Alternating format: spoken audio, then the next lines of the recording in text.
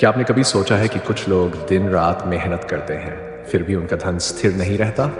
कभी कभी लगता है जैसे पैसा हाथ में आते ही रेत की तरह फिसल जाता है। दूसरी ओर कुछ लोग साधारण मेहनत से भी धनवान बन जाते हैं। क्यों? क्या ये केवल किस्मत है या फिर कोई गहरा राज?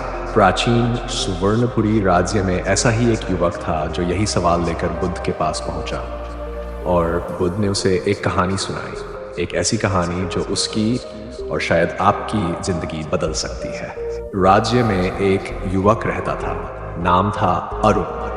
अरुण बहुत मेहनती था, सुबह से शाम तक काम करता, लेकिन महीने के अंत में उसके पास कुछ नहीं बचता। कभी किसी की दुकान पर काम करता, कभी खेतों में मजदूरी, फिर भी वह हमेशा कर्ज में डूबा रहता। एक दिन उसने फैसला किया कि वह इस सवाल का जवाब ढूंढेगा, पैसा मेरे पास क्यों नहीं टिकता? उसे बताया गया कि पास के जंगलों में भगवान बुद्ध अपने शिष्यों के साथ ठहरे हैं। अरुण ने यात्रा शुरू की, धूप, धूल, प्यास सब झेला। अंततः बुद्ध के पास पहुंचा। वह उनके चरणों में गिर पड़ा और बोला, भगवान, मैं मेहनत करता हूँ, ईमानदारी से जीता हूँ, फिर भी मैं गरीब हूँ। पैसा कभी मेरे पास टिकता नहीं।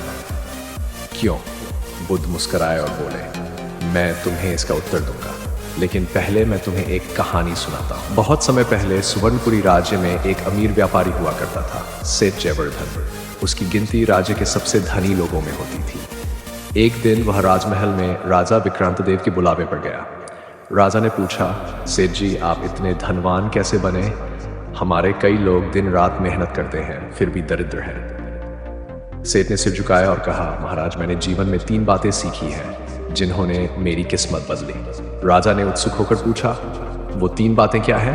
पहली शिक्षा, धन बहता है, रुकता नहीं। सेठ ने कहा, महाराज, मैंने समझा कि धन को रोकने की नहीं, दिशा देने की जरूरत है। बहुत लोग पैसे को जोड़ते हैं, बचाते हैं, लेकिन उसे किसी उपयोगी कार्य में नहीं लगाते। पैसा स्टैग्नेंट हो जाए तो वह रुकने के बजाय बह निकलता है। उदाहरण के लिए, एक किसान यदि बीज रख ले लेकिन खेत में न बोए तो क्या वह फसल पाएगा? सेठ ने हर साल अपनी आय का कुछ हिस्सा व्यापार में, कुछ गरीबों की सेवा में और कुछ ज्ञान प्राप्ति में लगाया। धन का यह सतत प्रवाह ही उसकी समृद्धि की कुंजी बनी। दूसरी शिक्षा, कृतज्ञता और ब्रह्मचर्य। सेठ ने कहा, दूसरी बात मैंने ये सीखी कि धन केवल बाहरी नहीं, आंतरिक ऊर्जा से आता है। बहुत लोग जब थोड़ा पैसा आ जाए तो मद में चूर हो जाते हैं, विलासिता, व्यसन और अहंकार में बह जाते हैं। लेकिन सेठ हर दिन सूरज उगने से पहले उठता, ध्यान करता और अपने पुरखों के प्रति कृतज्ञता व्यक्त करता। वह संयमित जीवन जीता, न फिजूल खर्ची, न दिखावा। कई बार तो उसने अपने लाभ के सौदे छोड़ दिए ताकि किसी गरीब की जरूरत पूरी हो सके। बुद्ध ने वहीं बीच में टोकते हुए अरुण से पूछा, तुम जब कुछ कमाते हो तो सबसे पहले क्या करते हो? अरुण झेंपते हुए बोला, कभी तो दोस्तों को खिला देता हूँ, कभी नया मोबाइल देख लेता हूँ, कभी कभी जुआ भी खेल लेता हूँ।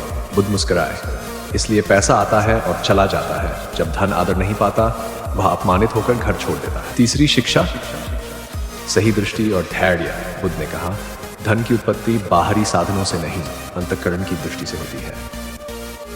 सेठ जयवर्धन ने जीवन में कभी शॉर्टकट्स नहीं लिए। जब उसने पहला व्यापार खोला तो घाटा हुआ, दूसरा व्यापार भी चला नहीं, लेकिन वह डटा रहा। हर बार उसने सीखा और खुद को बदला। उसका उद्देश्य केवल पैसा कमाना नहीं था, वह सेवा करना चाहता था। उसने एक अनाथाश्रम खोला, फिर वृद्धों के लिए रसोई घर बार, फिर गरीबों के लिए मुफ्त विद्यालय। और आश्चर्य की बात यह थी, जितना वह देता उससे कई गुना लौट कर आता। अरुण की परीक्षा। बुद्ध ने फिर अरुण से कहा, अब तुम अपने गांव लौटो और 3 महीने तक सिर्फ 3 काम करो। मन, हर सुबह कुछ समय ध्यान और मन की शांति में बिताओ। जो भी कमाओ उसका 10% किसी जरूरतमंद को दो, भले ही 1 रोटी हो। बचा हुआ धन फालतू चीजों में न उड़ाओ, से एक छोटी बचत शुरू करो और एक स्किल सीखो। अरुण ने यह सब नियम माने। शुरू में मुश्किल हुआ, आदतें बदलना आसान नहीं था, लेकिन धीरे धीरे उसका मन बदलने लगा। वह शांत रहने लगा, उसे समझ आने लगा कि असली दौलत क्या है। 3 महीने बाद जब वह फिर से बुद्ध के पास पहुंचा, उसकी आंखों में चमक थी। अब वह सिर्फ एक मजदूर नहीं था, वह एक बांस से हस्तशिल्प बनाने वाला कलाकार बन चुका था, जिसके सामान की मांग राज्य भर में थी। उसने कहा, भगवान, मेरे जीवन में अब स्थिरता है। पहले जो पैसा आता था वह जैसे रुकता ही नहीं था। अब मैं उसे उपयोग में लाता हूँ, सेवा में लगाता हूँ और बचाता भी हूँ। बुद्ध मुस्कुराए और बोले, अब तुम समझे पैसा क्यों नहीं आता था, क्योंकि तुम उसे केवल बाहरी साधन मानते थे। अब तुमने उसे एक जिम्मेदारी के रूप में देखा है, इसलिए वह अब तुम्हारा साथ नहीं छोड़ेगा। निष्कर्ष, धन केवल मेहनत से नहीं आता, वह दृष्टिकोण, संयम, सेवा और सतत अभ्यास से आता है। अगर धन को सम्मान नहीं देंगे तो वह अस्थायी रहेगा।